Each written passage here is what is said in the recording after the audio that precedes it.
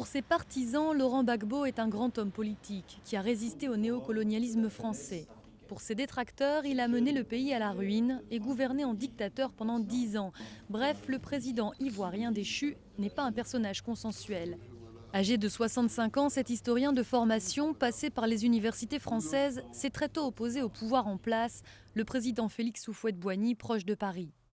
Il a fait de la prison puis s'exile en France, mais quand le multipartisme est finalement installé en Côte d'Ivoire en 1990, Laurent Gbagbo se lance officiellement en politique. Son charisme à la tribune et son air débonnaire séduisent les foules. Avec ses chemises en tissu africain, il aime se présenter en homme du peuple.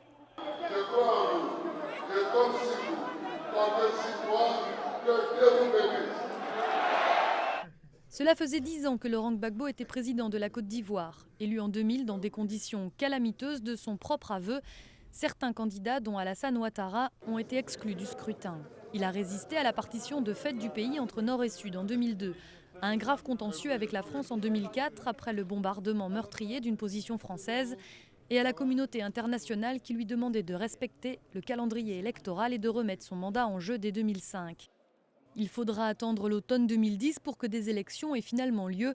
Mais quand la commission électorale tente d'annoncer la victoire de son rival Alassane Ouattara, ses partisans l'en empêchent. Et le Conseil constitutionnel qui lui est acquis ouvre la plus grave crise de l'histoire du pays en annonçant sa réélection. Article 3, M. Gbagbo Laurent est proclamé élu président de la République de Côte d'Ivoire. Depuis, la Côte d'Ivoire s'est enfoncée dans des mois de conflits larvés, chaque semaine amenant son décompte de victimes qui se chiffre aujourd'hui par centaines.